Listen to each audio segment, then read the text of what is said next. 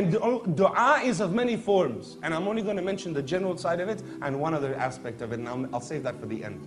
But the general aspect of dua is that it is a command. And the second part of the ayah, Du'uni astajib lakum, is his promise. Wastajib lakum is his promise that all you do is call upon me and I will respond. If you just call upon me, you will find me responding to you. It is the weapon of the believer. It is the tool of the one who worships him truly. It is the salvation of the heart. It is the softener of the heart. It is the thing that removes the black spots in the qalb. It is the thing when the heart has become hard after a period of time, nothing softens but tears and wetness. It is the thing that brings this about and causes the heart to go soft. Nothing will bring peace and happiness and tranquility to the heart of the one in the most of distress except dua. When he makes dua, he understands. When a person raises his hand, the barakah starts to flow into his chest, into his head, into coolness of his eyes.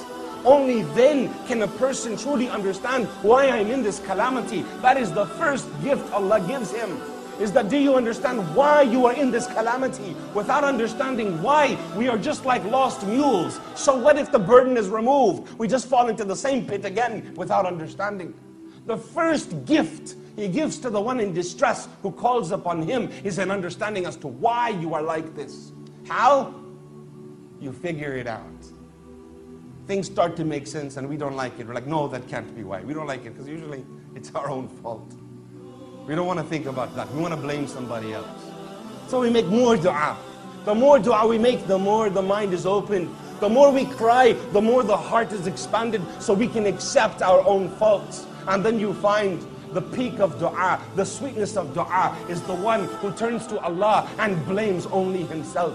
Who else was like this? I will start with the best of mankind, the most guided of mankind, the one who is most beloved to Allah, Mahbub Allah, Mustafa Muhammad sallallahu alayhi wasallam. He was so beloved to Allah, but yet still, Allah allowed hardships to fall upon him.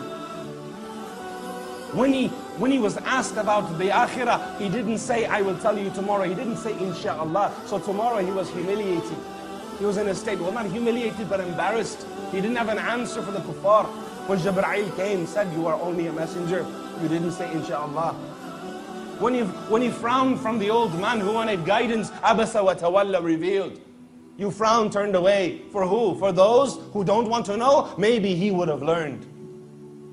Immediately hitting him hard, without holding back, and even then a threat from Allah to him. If he misguides, what would we do to him? I don't even want to utter the words. Even though he was the sweetest and kindest of men, he went through the most difficult tests of hardships.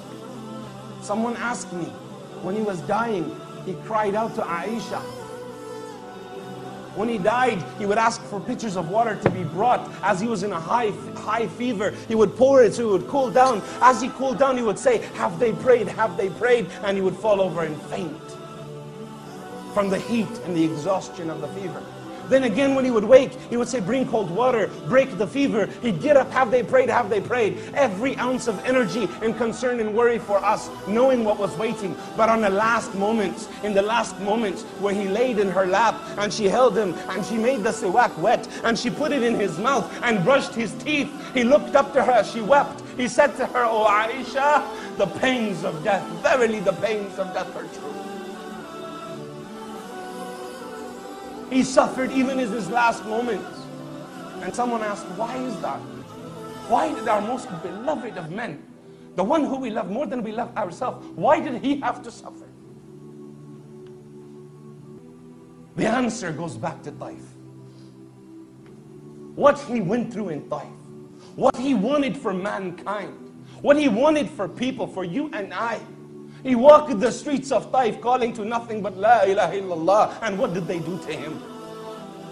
10 days he walked in these alleyways as they pelted and pelted, and he would try a different alleyway. They pelted and they insulted, and he tried a different way. And his son Zayd bin Harith comes for 3 days following him. Leave him, Ya Rasulullah, leave him, Ya Rasulullah. And he would say, no, Allah has not guided them. They don't know better. Oh Allah, forgive them, they don't know better. If they knew, they wouldn't do this. And he walked and he suffered until finally he gave up and he came out to a mount on the lands of Ibn Rabi'. And here he sat under a tree. And he had to peel his sandal off his foot, for the blood had dripped down his body and dried in his sandals. Even here, suffering like this was the answer to the question, why should he have to suffer like this?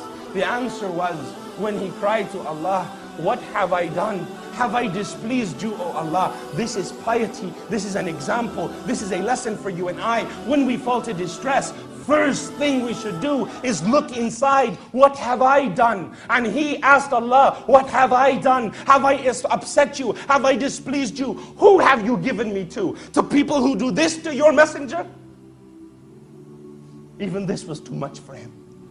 This was too much for him. The torture he felt in Taif was too much for Muhammad alayhi salatu wasalam. This was the closest he got to complaining. And even that was, what did I do? Why the distress? First thing we should do is look inside. What have I done? And he asked Allah, what have I done? Have I upset you? Have I displeased you? Who have you given me to? To people who do this to your messenger? Even this was too much for him. This was too much for him. The torture he felt in Taif was too much for Muhammad alayhi salatu wasalam. This was the closest he got to complaining. And even that was, what did I do? Why have you given me to them?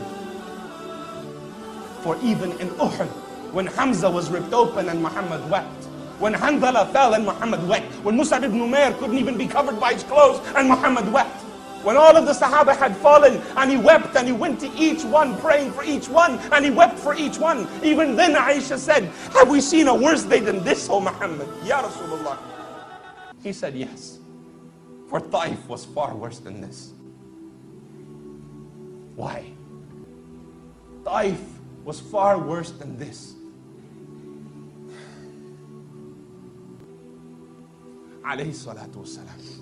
He was our example.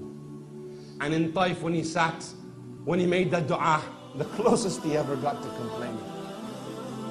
Have I done something? Have I upset you, O Lord?